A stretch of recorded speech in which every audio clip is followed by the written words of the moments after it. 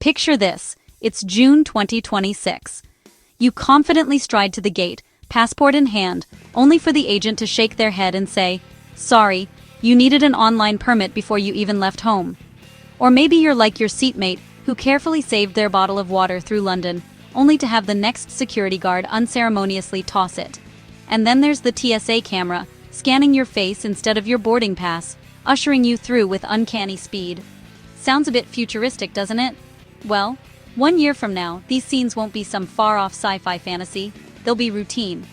And if you're not ready for them, these new rules could easily cost you precious cash, valuable time, and perhaps even your entire hard-earned vacation. Today, we're not just going through the motions, we're racing through the 10 biggest rule changes hitting travelers in 2026. Our goal? To arm you with the knowledge so you can plan, pack, and pass through like the seasoned pro you are. Hello and welcome back to Travel Vet, your one stop for best tips and travel hacks for travelers. Starting next summer, for instance, Europe won't even stamp your passport anymore. Yet, ironically, you could still find yourself denied entry at the border. Here in the States, that trusty driver's license you've used for years might suddenly not be enough to board a domestic flight. And that free visa, the one you've counted on for decades for certain destinations, it's quietly but surely disappearing from the travel landscape. Stick with me, because in the next few minutes, we're going to break down exactly what's changing, why these shifts truly matter for your travel plans, and most importantly, how you can effortlessly dodge all those potential headaches before they even have a chance to hit. Europe's new e-gatekeepers. First on our list, and arguably one of the biggest game changers, is Europe's double whammy of new border controls, the Entry-Exit System, or EES, and the European Travel Information and Authorization System, ETS. Come autumn 2025, the EES is set to flip border control entirely digital. This means saying goodbye to those charming passport stamps. Instead, when you cross a Schengen border, you'll be using kiosks that scan your face and fingerprints. This system isn't just for show. It meticulously tracks your movements, ensuring you haven't overstayed the strict 90 days within any 180-day period rule. Overstay by even a single day, and you'll trigger an automatic alert that airlines can see, potentially impacting future travel. This digital monitoring aims to bolster security and streamline the entry process, but it requires vigilance from travelers. Then, roughly 6 months later, ETS kicks in. If you're an American, Canadian, or Australian citizen, or from any of the other 60-plus visa-exempt countries, you'll need to apply online for a $7 travel permit.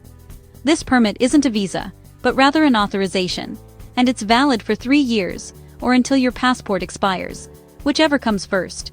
While approval usually takes mere minutes, officials can request extra documents or an interview, so applying at least a week before your departure is a smart move. There's no physical stamp or sticker, it's electronically tied directly to your passport number. Forget to apply for ETIAs and trust me, the airline won't even issue you a boarding pass. It's that critical. The UK's small print ETA. Not to be outdone, the UK, ever keen to follow suit, has quietly rolled out its own version, the Electronic Travel Authorization, or ETA. This applies to short tourist or business trips, and its cost and validity look remarkably similar to Europe's ETS. But here's the crucial kicker, and it's caught many travelers off guard. If you land at Heathrow with plans to connect to a Eurostar rail segment, you still need the ETA, even if you never actually clear UK passport control. That's right, even for transit. Trying to transit without it? Prepare to be sent right back to your departure city. To avoid third-party markups, always apply directly on the official UK government website. Those helpers often charge triple for a service you can easily do yourself. Real ID finally hits stateside. We've got a date etched in stone, May 7th, 2026. That's the absolute non-negotiable deadline for Real ID enforcement. After this date, your regular, non-compliant state driver's license simply won't be enough to board domestic flights. You'll need a star-marked Real ID or an alternative accepted form of identification, such as your US passport or a military ID. The TSA warns that a staggering 1 in 4 travelers still show up unprepared every day at checkpoints, and those numbers are expected to balloon once strict enforcement truly begins. Don't be one of them. These Real ID requirements stem from post-9/11 security recommendations, designed to enhance the security of state-issued identification documents. My advice? Make an appointment at your local DMV now. Backlogs are already weeks, sometimes months, long in bigger states. and waiting until the last minute will only invite unnecessary stress and potential travel disruption. Facial recognition goes mainstream. U.S. airports are rapidly rolling out biometric gates, using sophisticated facial recognition technology to match your face to the pre-flight manifest. Major airlines like Delta and United have already started defaulting passengers into facial boarding, offering it as a seamless, touchless option unless you actively choose to opt out. Critics, understandably, are sounding the alarm, calling it a privacy land grab and raising legitimate concerns about data security and surveillance. On the other side, airports and airlines tout the undeniable gains in speed and efficiency, claiming average boarding times drop by a remarkable 15 minutes. It's a trade-off. Speed versus privacy. If you're uncomfortable with the idea, you absolutely must request a manual ID check at the gate. And here's a pro tip. Always print your boarding pass as a physical backup. Phones die, apps glitch, but good old paper doesn't. Goodbye, shoe removal? Remember that post-9/11 ritual of fumbling with your laces, awkwardly removing your shoes at security? Well, get ready for some potential relief. New CT scanners, which create a detailed 3D image of your carry-on contents, can see right through footwear and even large electronics like laptops.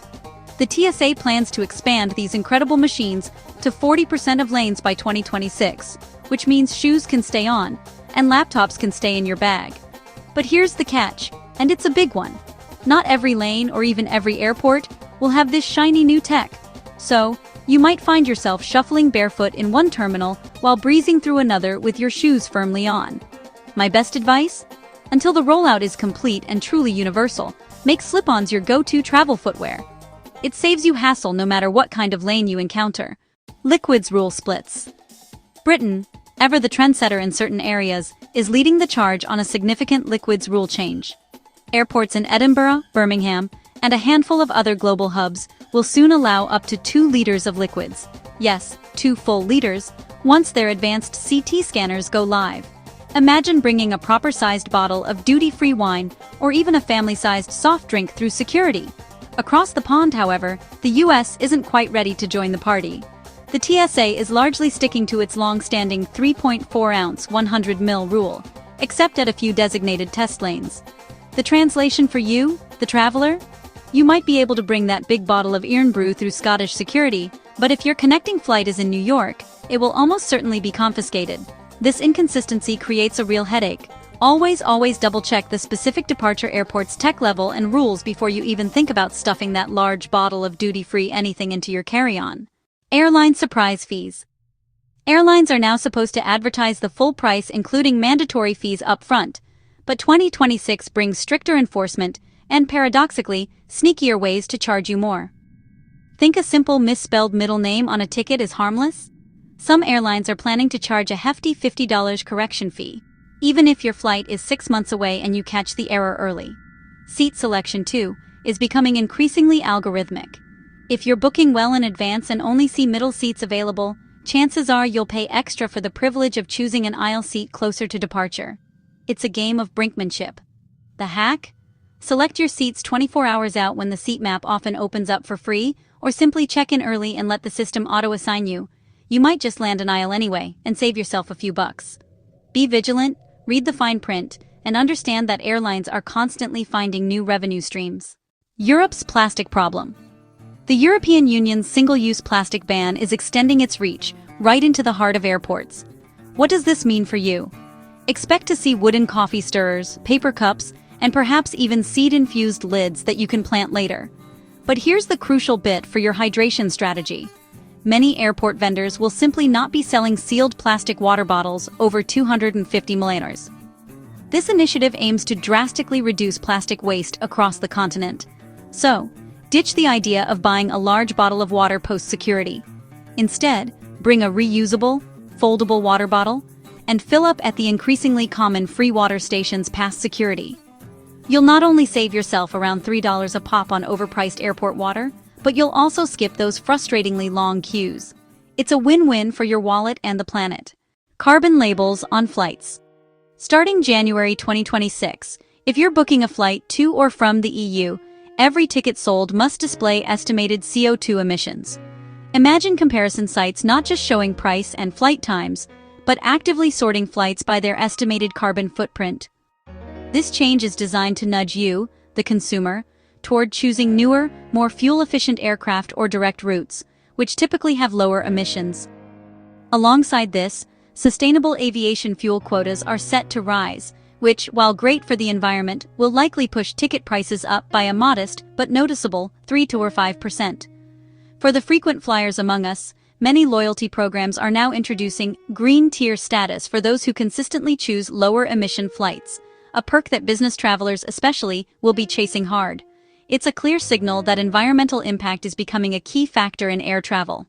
The return of overbooking penalties.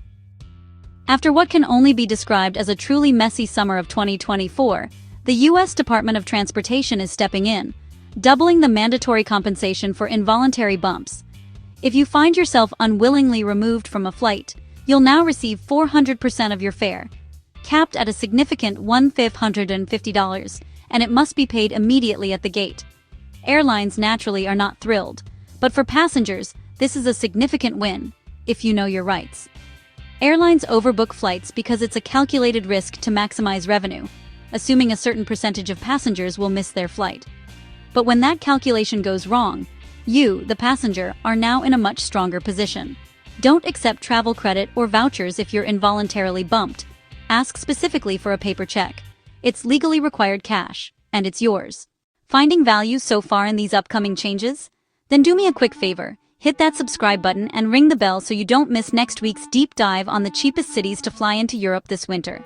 And while you're at it, drop a comment below. Which of these 2026 rules feels like it'll be the biggest headache for your travel plans?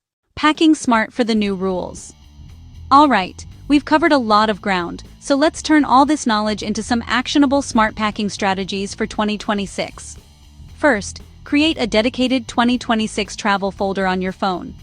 This is where you'll keep screenshots of your ETA's confirmation, your UK ETA number, and a photo of your real ID star. Having these digital backups can be a lifesaver. Second, invest in a universal adapter with built-in USB-C ports. More and more airports are ditching standard outlets for faster, more modern charging options. Third, and this is a golden rule of travel, always split your cash and cards across different bags or pockets. With the EES system closely monitoring frequent border hoppers, carrying physical proof of onward travel, and a printed bank statement can save you a lot of hassle when facing the dreaded show money question from a border agent. Finally, set recurring phone reminders 90 days after your first Schengen entry and every 30 days thereafter, so you never accidentally overstay your welcome. Travel insurance shift. Travel insurance providers are rapidly rewriting their policies to account for these new electronic entry systems. If you're denied boarding because your ETIS application is still pending, your bog-standard travel insurance might just shrug its digital shoulders and offer no recourse.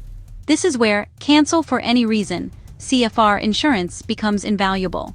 While it can add about 40% to your premium, purchasing CFR within 14 days of your initial trip deposit covers those critical policy gaps that airlines won't. For example, if a last-minute document issue or a sudden change of heart makes you cancel, CFR gives you the flexibility to recoup a significant portion of your non-refundable costs. It's an extra layer of protection in an increasingly complex travel landscape. So, to recap the highlights, Europe is swapping stamps for fingerprints, so get that ETIS application in early. Britain wants its own ETA, even if you're just transiting through. Real ID becomes absolutely mandatory for US flyers starting May 7th. Airports will be scanning your face, potentially letting you keep your shoes on here, and maybe even allowing bigger liquids there. And airlines? They'll continue to dangle fees, but now you know the timing hacks to dodge them. Know the rules, pack smarter, and I promise you, you'll be cruising through 2026 like a seasoned pro, while other travelers are still doing the airport panic shuffle. If this chat saved you even one potential headache, please share it with a friend who still thinks a driver's license is forever. Safe travels, everyone, and I'll see you in the next one.